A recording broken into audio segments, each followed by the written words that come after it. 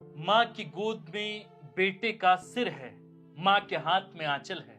माँ बेटे के चेहरे को आंचल से पूछती हैं, पुचकारती हैं और दुलारती हैं। वो बेटे को अपनी आंचल में एक बार फिर समेट लेना चाहती हैं, लेकिन इस कोशिश में असफल रहती हैं, क्योंकि बेटा अब बहुत दूर जा चुका है, इतनी दूर कि अब चाहकर भी वापस नहीं आएगा। माँ हल्के से फुसफुसा के कहती हैं कि सुनना, जरा आंखें तो खोल, मुझे देख तो सही। लेकिन वो पलकें आखिर कैसे खुलेगी जो हमेशा के लिए मूंद ली गई हैं। मृत बेटे के सिर को गोद में लेकर उसके चेहरे को अपने आंचल से पूछती मां, विलाप, चित्कार और क्रंदन करना तो छोड़िए, सिसकियां भी नहीं भर रही। दरअसल सरकारी जुल्म का वज्रपात इतना भीषण था कि इस मां के आंसू भी सुखा गए। अस्पताल के बिस्तर पर बेजान पड़ा ये लड़का प्रेम है। प्रेम महतो नौकरी मांग रहा था, मौत मिली है, दर्दनाक मौत। सरकारी शह पर कॉर्पोरेट जुल्म में सनी लाठियां प्रेम के सिर पर किसी हथौड़े के मानिंद लगी। प्रेम घर को चलाने को नौकरी चाहता था। रसूखदारों ने न्यू इंडिया में ऐसी हिमाकत की सजाए मौत बख्शी है। सत्ताधीशों ने अच्छे दिन के अपने संकल्प की पहली बलि चढ़ाई है। प्रेम महतो पहला शिकार बना, लेकिन यकीन मानिए कि आखिरी नहीं।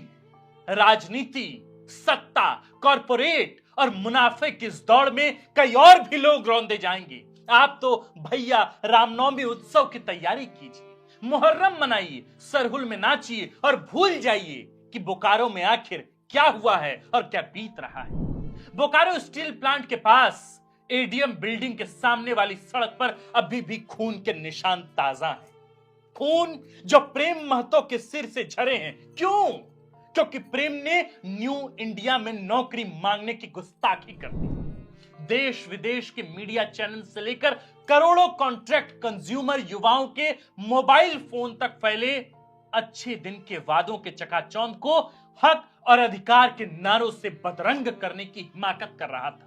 कहां तो उसे स्मार्टफोन में मिनट टू मिनट हिंदू मुस्लिम की बहस को ट्वीट रिट्वीट करके राष्ट्र निर्माण के अपूर्व अभियान में बाकी लड़कों की तरह हिस्सा लेना था, और कहां वो पगला घर परिवार चलाने के लिए अपनी योग्यता पर नौकरी मांगने में लगा था। विचार और धारा के विपरीत चलने की सजा तो मिलनी ही थी, सो मिल गई प्रेम को। जानते हैं प्रेम की गलती क्या थी? या यूं सवाल करना ज्यादा मुनासिब होगा कि प्रेम महतो की गलती क्या थी, गलतियां क्या थी। दरअसल प्रेम महतो के पुरखों ने आजादी के महज 3 साल बाद ही राष्ट्र निर्माण में अपनी भागीदारी सुनिश्चित करने के लिए प्लांट की स्थापना के निहितार्थ अपनी जमीनें दी थी। जमीन जो सोना उगलती थी, वो आलू वाला सोना नहीं, बल्कि फसल, गेहूं, धान, दलहन, तिलहन और सब्जियां। प्रेम महतो के पुरखों ने तब राष्ट्र निर्माण में अपनी भागीदारी की कीमत अपना पेट काट कर चुकाई। बदले में केवल इतना वादा लिया था कि खेती छिन गई है तो आजीविका के लिए आपके प्लांट में 1 अदद नौकरी दीजिएगा। यूं नहीं, वंशज इसके योग्य बनेंगे। प्रेम महतो ने अप्रेंटिस की ट्रेनिंग ली, स्किल सीखा, योग्य बना और नौकरी मांग रहा था। कंपनी ने कहा अभी इंतजार करो, लेकिन कितना 10 साल बीत गए थे इस इंतजार को, और जब सब्र का बांध टूटा तो कंपनी प्लांट के बाहर टाट बिछाकर शांतिपूर्ण तरीके से हक मांगने बैठ गया। बस यही बात कंपनी के अधिकारियों को नागवार गुजरी। अरे एसी कमरों में ऊंची पुश्त वाली रिवॉल्विंग चेयर पर सुकून की नींद में खलल पड़ गई शायद, तो दे दिया हुक्म कि जाओ लठ बजा दो। और सीआईएफ के जवानों ने अपने अधिकार क्षेत्र के बाहर जाकर मालिक के हुक्म की तामील कर डाली। लाठियां बरसाई पूरे जोर से। समझ नहीं आता कि निहत्थे लड़कों से ऐसा क्या खतरा था कि जान लेने तक की नौबत आन पड़ी। कभी प्रेम के पुरखों ने राष्ट्र निर्माण की कीमत चुकाई थी, और आज कंपनी ने प्रेम के पार्थिव शरीर की कीमत लगाई। कितनी कीमत? पूरे 20 लाख रुपए। अरे कहा है उसके घर के एक सदस्य को नौकरी भी देगी। इधर बेटे का शव गोद में लेकर अस्पताल के बिस्तर पर बैठी मां का चेहरा भले ही भाव शून्य नजर आता हो, लेकिन उसमें हजारों सवाल हैं कि क्या नौकरी मांगना इतना बड़ा गुनाह था? कि मुझसे मेरे कलेजे का टुकड़ा छीन लिया? क्या अपना हक मांगना इतनी बड़ी गलती थी कि मेरे बच्चे के सिर पर लाठियां बरसा दी? क्या अपनी योग्यता की कीमत मांगना ऐसी हिमाकत थी कि जिंदगी ही छीन लोगे?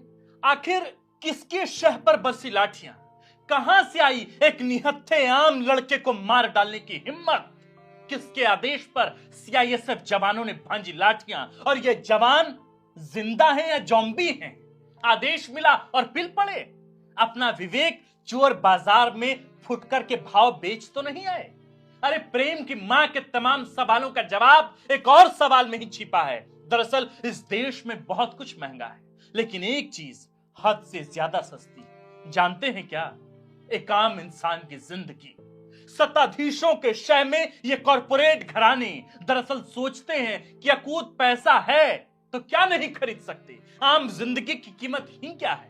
लेकिन उन्हें प्रेम की मां की आंखों में आंख डालकर पूछना चाहिए, पता चलेगा कि प्रेम कितना अनमोल था।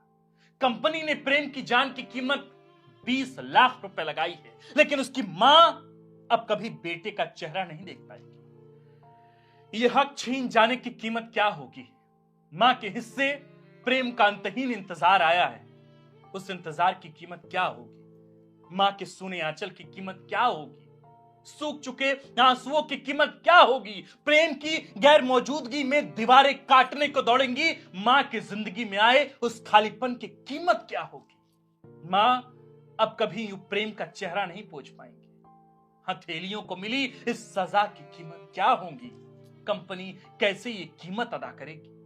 क्यों न कहें कि बोकारो में बीएसएल, गोड्डा में अडानी, जादूगोड़ा में यूसीआईएल और इन जैसे अन्य मुनाफा सेंट्रिक कंपनियां दरअसल न्यू इंडिया की नई ईस्ट इंडिया कंपनी है, जो वाजिब हक और अधिकार के लिए होने वाले प्रत्येक आंदोलन के ऊपर कभी लाठियां तो कभी गोलियों के दम पर एक और जालियांवाला बाग लिख देना चाहते हैं।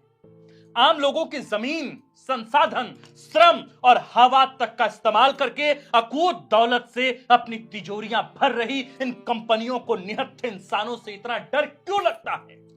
कौन सा साम्राज्य ढह जाने का खतरा रहता है? कौन सी विरासत लूट जाने का भय है? ऊंची चार दीवारी के भीतर, ग्लास वॉल के भीतर, एयर कंडीशन कमरों में बैठे इन रसूखदारों की धड़कन हक और अधिकार के लिए उठने वाली आवाज से यूं तेज क्यों हो जाती है?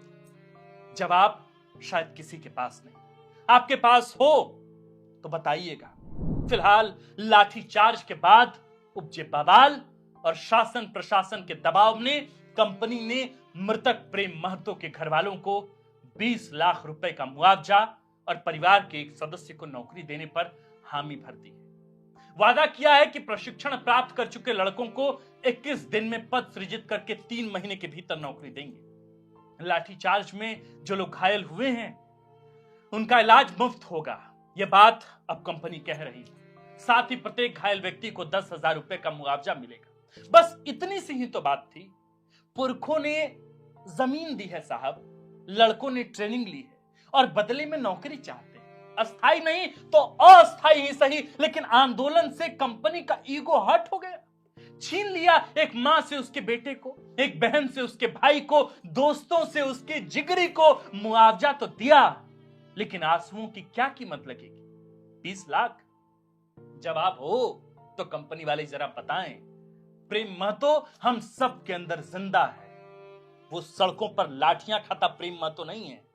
वो हुक्मरानों के आंखों में आंख डालकर सवाल पूछता प्रेम महतो है, जो आज की नई ईस्ट इंडिया कंपनी के तमाम हुतात्माओं से पूछता है कि हमारे पुरखों की जमीन ली तो बदले में नौकरी क्यों नहीं दी?